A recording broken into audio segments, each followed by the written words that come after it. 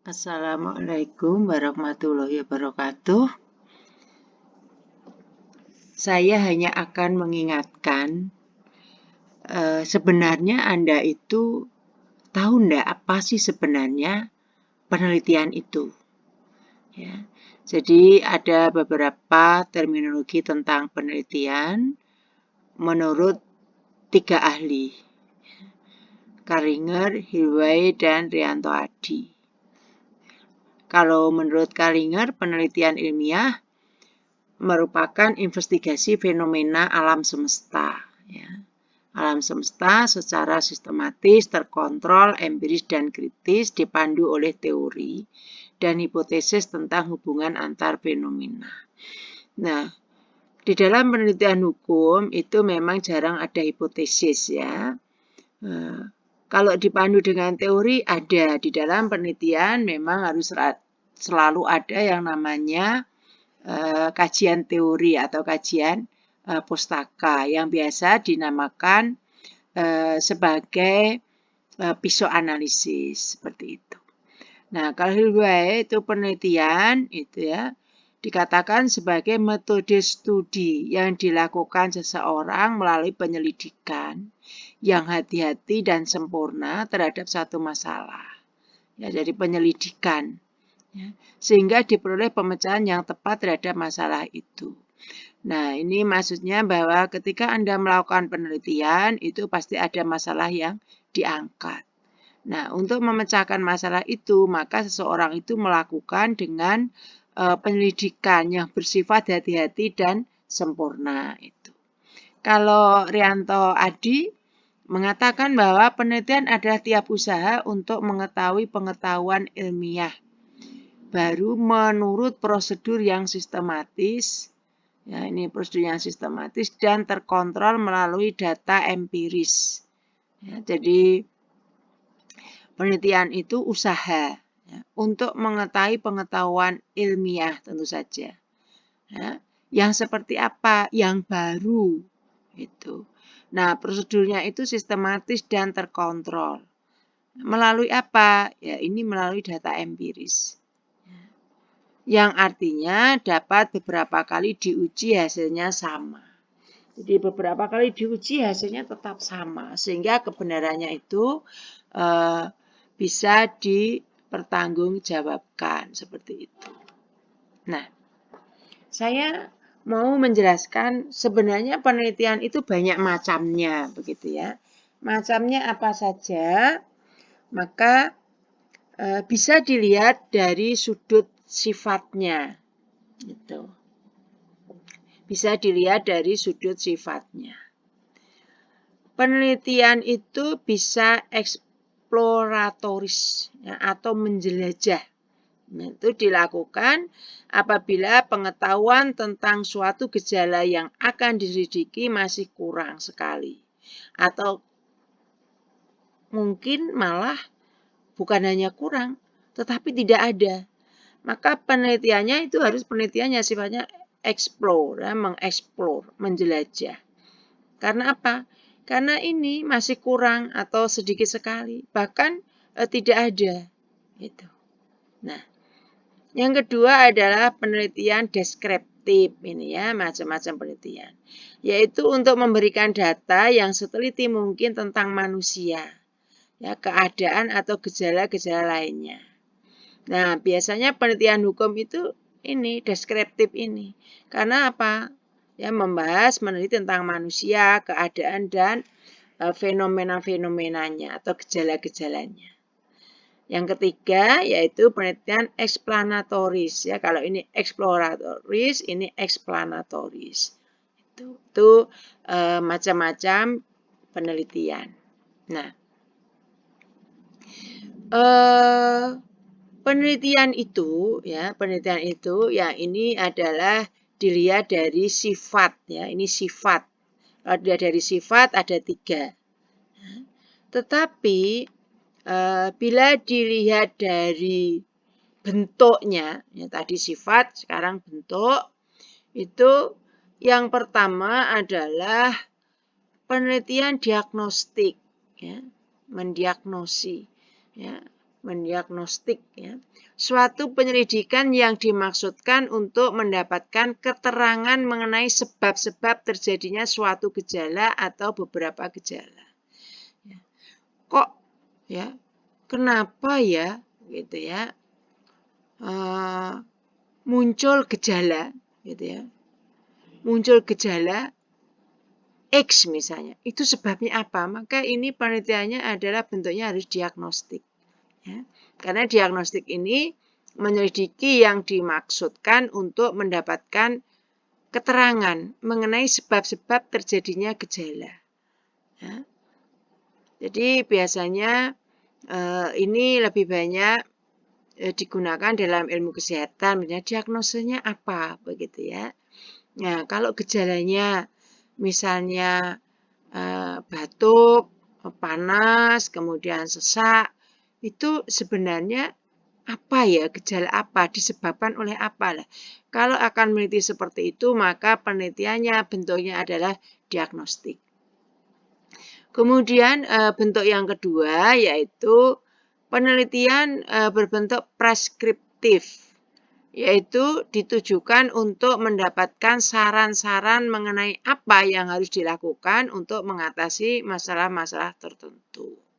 Ya. Jadi kalau preskriptif, bentuk preskriptif itu adalah penelitian yang menginginkan, ya ada saran. Saran untuk melakukan apa sih yang harus dilakukan dalam mengatasi masalah-masalah tertentu. Nah, selanjutnya yang ketiga bentuknya ya itu ada penelitian evaluatif. Namanya saja evaluatif ya, evaluasi itu menilai. Yaitu dilakukan apabila seseorang ingin menilai program-program yang dijalankan. Misalnya Anda ya akan meneliti tentang implementasi program BPJS untuk masyarakat miskin. Apakah itu sudah sesuai tidak dengan seluruh aturan yang mengatur? Nah, bila penelitian Anda seperti itu temanya atau judulnya, maka bentuk penelitian Anda adalah penelitian evaluatif untuk menilai. Oh, ternyata masyarakat miskin itu terbantu dengan adanya BPJS Kesehatan misalnya. Atau juga BPJS Kesehatan untuk grade-nya orang miskin itu atau orang tidak mampu pada grade yang paling rendah itu ternyata pelayanannya tidak bagus. Nah, itu ya. Nah, kalau begitu bagaimana menilai ternyata program pemerintah di dalam pelaksanaan BPJS Kesehatan itu masih harus dilakukan perbaikan kembali. Maka kalau penelitiannya semacam itu, maka bentuk penelitiannya adalah penelitian evaluatif. Ya, supaya nanti Anda tahu, saya ini akan meneliti dengan tema ini, berarti bentuk penelitian saya seperti apa. Ya.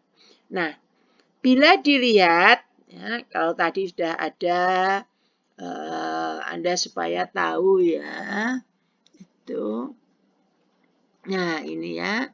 Nah, ini dilihat dari sifat, ya. Kemudian dilihat dari bentuk, Anda tahu, maka Anda juga harus tahu bila dilihat dari penerapannya, ya itu. Ya, ini. Nah, kalau penerapannya itu ada yang namanya penelitian dasar. Ya. Namanya saja dasar. Tuh, jadi penelitian ini biasanya ditujukan untuk pengembangan ilmu, ya, untuk pengembangan ilmu atau teori maupun metodologi penelitian. Itu dasar. Nah, kemudian apabila dilihat dari penerapan yang kedua, yaitu penelitian yang berfokus pada masalah, yaitu mengaitkan bidang teori dengan bidang praktis. Menghubungkan antara penelitian dasar dengan penelitian terapan. Itu ya. Jadi penelitian dasar itu ya, itu adalah ditujukan untuk pengembangan ilmunya atau teorinya atau metodologi penelitiannya. Tapi kalau penelitian berfokuskan masalah, itu dia akan mengaitkan teori ini, ya, kemudian akan dikaitkan dengan praktisnya. Ya. Nah, misalnya seperti tadi, bagaimanakah penerapan BPJS untuk masyarakat miskin, itu kan? Nah, itu masuknya ya ini bila dilihat dari sudut penerapannya masuk yang ini, fokus kepada masalah, gitu ya, itu. Nah, kalau penelitian terapan itu penelitiannya tujuannya untuk memecahkan masalah-masalah kemasyarakatan yang sifatnya praktis. Ya, ini penelitian terapan, menerapkan masalah-masalah yang ada di kemasyarakatan yang sifatnya adalah praktis itu. Nah, nanti Anda harus tahu kira-kira kalau penelitian hukum itu masuknya begitu ya, masuknya dari sifat itu yang mana ya, itu. Kemudian dari bentuk yang mana ya. Kalau dari penerapannya yang mana Anda harus bisa menyesuaikan dan bisa melakukan pemahaman yang baik gitu. Jangan sampai bingung. Nah, sekarang berdasarkan pendekatan filosofisnya. Jadi kalau dilihat dari pendekatan filosofisnya sebenarnya ada dua jenis penelitian, yaitu yang kualitatif dan kuantitatif. Ya, ini sudah banyak dipahami ya. Kalau kualitatif yaitu memahami fenomena tentang apa yang dialami oleh subjek penelitian, ya misalnya perilaku, persepsi, tindakan dan lain secara holistik. Holistik itu komplit, komprehensif dengan cara deskripsi, ya mendeskripsikan, ya menarasikan, ya dengan kata-kata, dengan kalimat. Suatu konteks khusus yang alamiah dengan memanfaatkan berbagai metode ilmiah. Jadi tetap dengan metode ilmiah. Gitu ya. Jadi ini kualitatif itu adalah menjelaskan gitu ya, fenomena itu secara holistik, komprehensif, lengkap itu dalam bentuk kata-kata atau kalimat naratif. Ya. Konteksnya adalah khusus. Gitu. Nah, kalau kuantitatif jelas, kuantitatif ini bermain dengan angka begitu, perhitungan angka-angka numerik. Jadi penelitian ini memang bertujuan untuk menjelaskan, meramalkan atau mengontrol fenomena melalui pengumpulan data terfokus dari data numerik. Jadi ini fokusnya data numerik. Nah, ini karena meramalkan biasanya ada hipotesisnya. Nah, kalau yang ini jarang ada hipotesis ya, terutama penelitian hukum itu memang tidak ada hipotesisnya, seperti itu. Nah, ini ada perbedaan-perbedaannya ya, penelitian kualitatif dan penelitian kuantitatif. Ini. Nah, perbedaan itu ada dua klasifikasi ya, dari maksud dan dari tujuan. Kalau kuantitatif atau numerik itu maksudnya apa sih? Yaitu membuat deskripsi objektif tentang fenomena terbatas dan menentukan apakah fenomena dapat dikontrol melalui beberapa intervensi. Ya. Jadi memang ada intervensi-intervensi yang digunakan sebagai alat pengontrol gitu ya. Tapi memang di dalam penelitian hukum tidak menggunakan ini.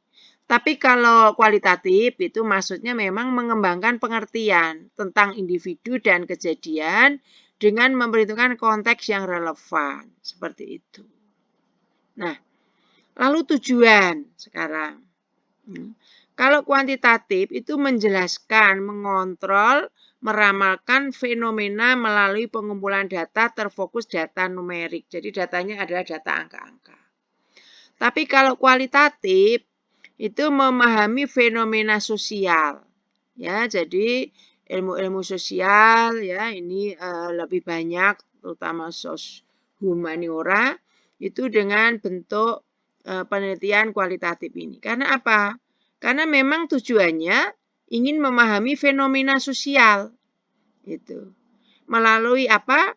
Gambaran holistik tadi yang utuh tadi, yang komprehensif itu, dan memperbanyak pemahaman yang mendalam. Jadi memang secara kualitatif itu. Nah, kemudian yang ketiga ya tadi dari aspek maksud, tujuan, kemudian ini aspek yang ketiga pendekatan. Ya. Kalau kuantitatif itu pendekatannya adalah deduktif, bebas nilai atau objektif, terfokus dan berorientasi pada tujuan. Ya, pendekatannya itu. Tapi kalau kualitatif tidak. Ya. Kualitatif ini berangkat dari induktif, berisi nilai-nilai. Ya, nilai-nilai sifatnya adalah subjektif, kemudian holistik dan berorientasi pada proses. Jadi kalau ini itu tujuan, orientasinya kalau ini proses. Jadi sudah bertolak belakang begitu ya. Kemudian ini ya, model penjelasannya. Kalau kuantitatif penemuan fakta sosial tidak berasal dari persepsi subjektif dan terpisah dari konteks. Tapi kalau ini upaya generalisasi tidak dikenal karena perilaku manusia selalu terikat konteks dan harus diinterpretasikan kasus per kasus. Makanya ini kan induktif, kualitatif itu kan induktif ya. Itu tidak deduktif ya. Tuh. Nah, metodenya kalau kuantitatif metodenya itu terstruktur, ya, formal, ditentukan terlebih dahulu, tidak luas, dijabarkan secara rinci terlebih dahulu sebelum penelitian dilakukan. Ya. Tapi kalau kualitatif itu historical, ya, etnografis dan studi kasus.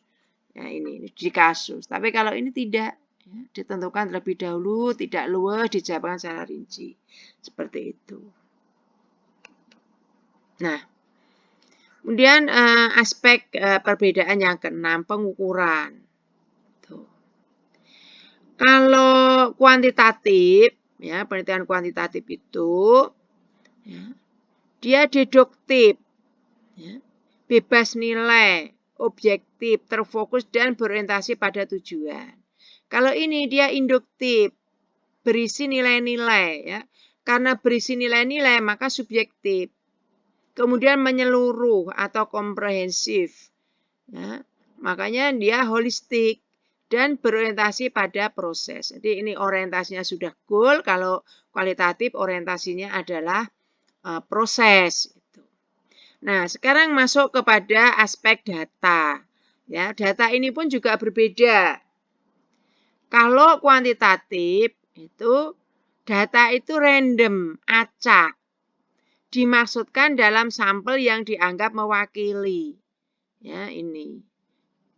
Ini kalau racak ini sudah mewakili. Tetapi kalau kualitatif itu datanya naratif, ya, deskriptif tadi dalam kata-kata mereka yang diteliti. Dokumen pribadi, catatan lapangan, artefak, dokumen resmi, video. Ini data-datanya seperti itu. Ya, itu. Nah, kemudian analisis data. Sekarang setelah semua itu terkumpul, analisis datanya seperti apa?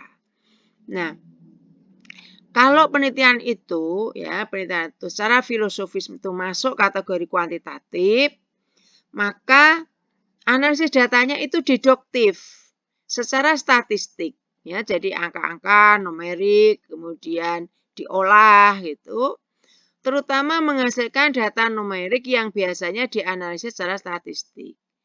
Data kasar itu terdiri dari bilangan, ya, terdiri dari bilangan, dan analisis dilakukan pada akhir penelitian. Ini ya. Biasanya memang penelitian kuantitatif itu lebih cepat ya, lebih ringkas, lebih sederhana begitu, tidak terlampau banyak bermain kata dan kalimat.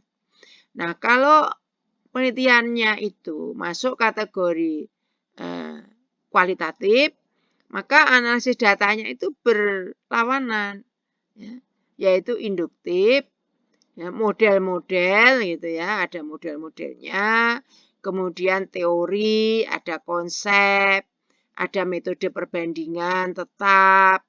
Gitu. Biasanya data dianalisis secara deskriptif, ya, yang sebagian besar berasal dari wawancara dan catatan pengamatan. Jadi datanya itu dari mana sumbernya? Bisa dari wawancara, ya, bisa catatan pengamatan, bisa dari kuesionernya yang dilakukan seperti itu. Nah, tuh. Nah, ilmu hukum itu seperti apa? Nanti akan saya jelaskan